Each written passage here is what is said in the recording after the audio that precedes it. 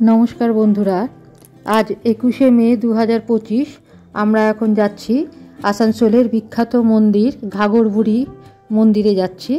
তো এটা হচ্ছে, এই রাস্তাটা হচ্ছে কালীপাহাড়ি, মানে আপনার রানীগঞ্জ থেকে আসলে জিটি রোড ধরে আসলে তারপরে যখন আসানসোলে ঢুকে যাচ্ছেন তখন এটা হচ্ছে তার বাইপাসটা। তো এই বাইপাস ধরে এখানে যেতে হবে ঘাগরবুড়িতে। তো কালীপাহাড়ির এখানে যেহেতু ফ্লাইওভার আছে তাই জন্য অটো একটু ঘুরে যাচ্ছে, ঘুরে এইবারে আমরা কিন্তু দেখুন সার্ভিস রোডে উঠে যাচ্ছি, বাইপাসের সার্ভিস রোডে উঠছি। এইটা কিন্তু কোনো বাস রুট নয়, সেই জন্য এখান থেকে আপনাকে হয় হেঁটে যেতে হবে, আর না হলে কিন্তু এখন অটো টোটো এগুলো পাওয়া যায়, তাতে করে যেতে পারেন। রিজার্ভেও যেতে পারেন, আবার রানিংয়েও যেতে পারেন, যেগুলো ধরুন পার হেড 20 টাকা করে ভাড়া নেয়। তো আমরা এটা রিজার্ভ করে নিয়েছি। আমাদের bus stand, Asansol bus stand থেকে ডাইরেক্ট ঘাগরবুড়ি যাচ্ছি, এর ভাড়া নিচ্ছে আমাদের 150 টাকা। আর সাইডের রাস্তাগুলো দেখুন, সাইডে কিন্তু প্রাকৃতিক দৃশ্য খুব ভালো, সবুজ গাছপালা, যেতে কিন্তু আপনার খুব ভালো লাগবে। একদম হাইওয়ে, এটা কিন্তু ধানবাদে চলে যাচ্ছে সোজাসুজি, ট্রাকগুলো যাতায়াত করছে। বলতে বলতেই আমরা পৌঁছে গেলাম ঘাগরবুড়ি মন্দিরে। এন্ট্রান্স চলে এলো, গেট চলে এলো। এখানে কিন্তু পার্কিংয়ের ব্যবস্থা আছে, 2 হুইলার কিন্তু কোনো পার্কিং রেট লাগে না। অটো স্ট্যান্ডে গাড়ি আমাদের চলে এসছে, এখানে আমরা নামবো এবার। দেখুন দুটো বাইক দাঁড়িয়ে আছে, এগুলোর কিন্তু চার্জ লাগবে না, কি সুন্দর বটগাছটা রয়েছে। আর এইখান থেকেই শুরু হচ্ছে গেটটা, দেখুন ঘাগরবুড়ি মন্দিরের এটা গেট। আর আমরা বেশ সকালে এসছি, 9টার মধ্যে এসছি, যার জন্য দেখছি সব দোকান। আমরা ভেতরে ঢুকছি এবার, এটাই মেন মন্দিরে যাবার, গর্ভগৃহে যাওয়ার রাস্তা আর কি। দুদিকেই কিন্তু অনেক দোকানপাট আছে, সেগুলো যেমন খাবার হোটেল আছে, তেমনি কিন্তু এর সাথে আরও পুজোর সামগ্রী বিক্রির জিনিসও রয়েছে এখানে। পুজোর সামগ্রীর মধ্যে কিন্তু শুধু ফল মূল মিষ্টি এইগুলোই নয়, তার সাথে ওড়নিগুলোও রয়েছে, মালা টালা এগুলো সব কিছুই রয়েছে, যা ইচ্ছা আপনি কিনতে পারেন। পুজো সামগ্রীর দোকানগুলোতে কিন্তু বেশ অনেকটা করে ফাঁকা জায়গা আছে, যেখানে আপনি ফ্রিতে 2 হুইলারও রাখতে পারেন, চটিও রাখতে পারেন, যেরকমভাবে কিনবেন। এখনও পর্যন্ত মন্দিরে সেরকম একটা ভিড় হয়নি। আমরা যাচ্ছি, এগিয়ে যাচ্ছি। দুদিকের রাস্তাগুলো, দুদিকে যে দোকানপাটগুলো সব এখনও খোলেনি, দেখুন এগুলো আস্তে আস্তে। অনেক হোটেল যেগুলো, খাবার হোটেল যেগুলো, সেগুলোতে এখন হয়তো উনুন ধরাচ্ছে আর ডাকছে যে নিরামিষ খাবার রয়েছে, এই যে ডাকছে। তো আমরা এগিয়ে যাচ্ছি, এখনই আমাদের খাবার দাবারের দরকার নেই, আগে আমরা মন্দিরটা দেখব, তারপরে পরে ব্যবস্থা হবে।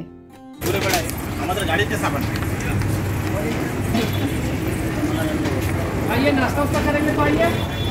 चलिए भैया, गरम गरम कचौड़ी, छोले भटूरे, चौक मुढ़ी सब निरामिष है। अच्छा बैंक दे दो।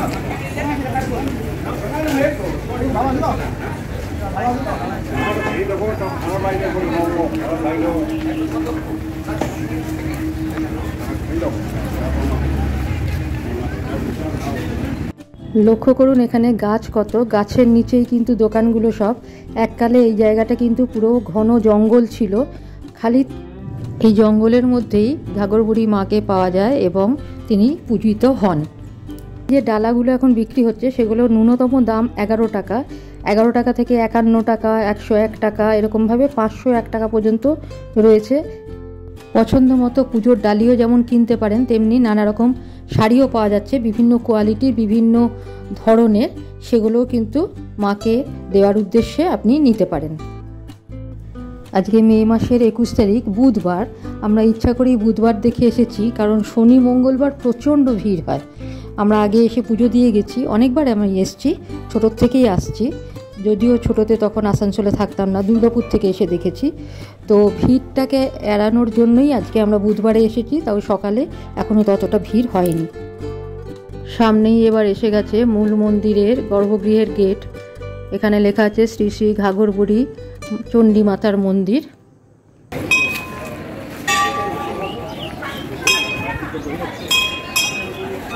মাতার মন্দির দিক দিয়ে ঢুকলাম না, এটা হচ্ছে আর একটা সাইড। এখন অনেক মন্দির গজিয়ে উঠেছে, পুরনো ঘাগর বুড়িকে আর চেনা যায় না, কিন্তু সবার উপরেই দেখবেন দোকান বলুন মন্দির বলুন সবার উপরে ছাপিয়ে উঠেছে কিন্তু গাছ। এটা দেখেই বুঝতে পারবেন কত ঘন জঙ্গল ছিল। মন্দির চত্বর এখন এরকম করে দেওয়া হয়েছে। মন্দিরে ঢুকেই বাঁদিকে শিবের মন্দির, মা চণ্ডী আছেন, তাই পাশে বাবা ভোলে মহেশ্বরও রয়েছেন। সাদা মার্বেল দিয়ে বাঁধানো একদম মেঝে, সামনেই শিবের বাহন বৃষের অবস্থান, পাশেই এটা একটা গাছ, এটা পাকুড় গাছ। এখানে সবাই মানতের জন্য এই ওড়নিগুলো বেঁধে রাখেন, যে যার নিজের রিচুয়াল মতো। এ দেখুন ঘুরে ঘুরে এই মহিলা ঘুরে ঘুরে তাদের যে সিস্টেম রিচুয়াল সেইটা পালন করছেন।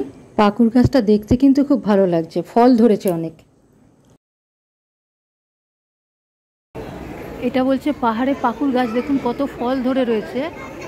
হ্যাঁ, ফলে ভর্তি, এগুলো সব কাঁচা, পাকলে পরে আমের মতো লাল হয়ে যায়, খেতে ভালো, খাওয়া যায়। গাছটা কিন্তু অদ্ভুত সুন্দর, আমি আগে কখনো দেখিনি, শুনেছিলাম, নাম শুনেছিলাম, এই প্রথম দেখলাম।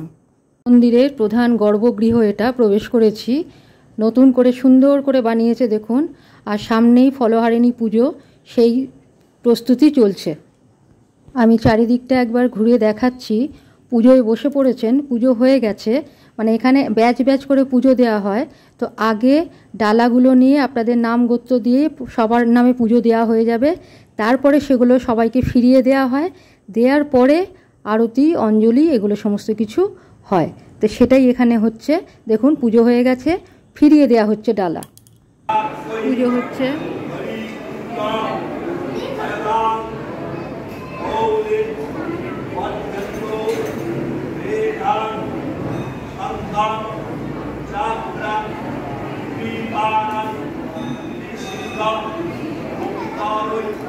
মঙ্গলবার বা কোনো উৎসবের দিন প্রচণ্ড ভিড় থাকে, তখন কিন্তু এইখানে এইভাবে লাইন দিয়েই ঢুকতে হয়। এই দিকের এই গেট দিয়ে ঢুকতে হয়, গেট সামনের দিকে বন্ধ থাকে, এক ব্যাচ হয়ে যায়, তারপরে সামনের গেট খোলে, এই গেট দিয়ে ঢোকা হয় আর কি, এন্ট্রান্স এটা। পাশে আর একটা গেট, এই যে দুজন বসে আছে, এটা বলে ভিআইপি গেট। বেশি পয়সা দিয়ে এখানে ঢুকলে পরে একদম আপনাকে লাইন দিতে হবে না, সরাসরি ঠাকুরের মন্দিরের পেছন দিকের এই যে গেটটা দেখছেন, এইখান দিয়ে ঢুকে আপনি একদম ভেতরে বসে অঞ্জলি দিতে পারবেন, পুজো দিতে পারবেন, সব কিছু, শুধু টাকা বেশি দরকার।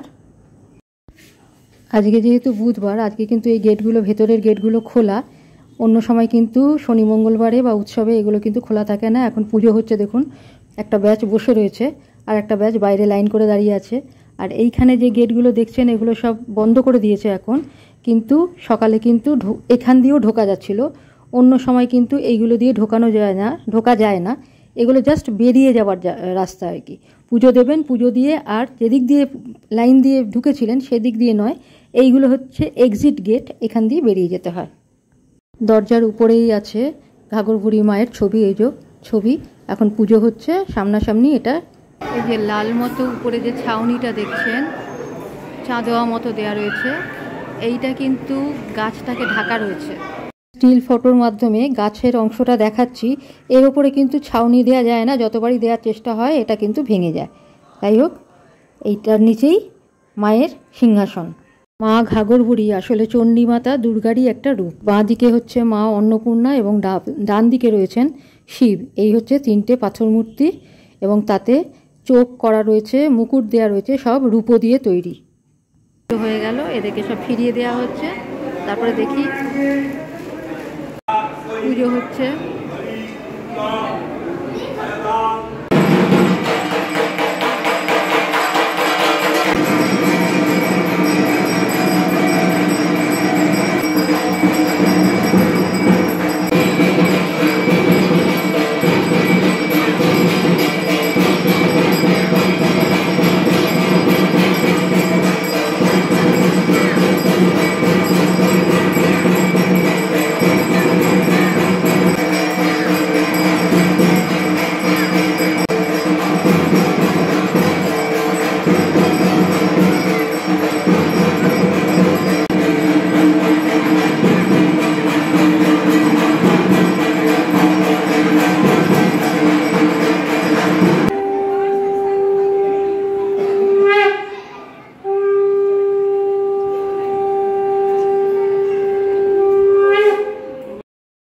এই গাছের তলাতেই ঘাঘর বুড়ি মায়ের সিংহাসন।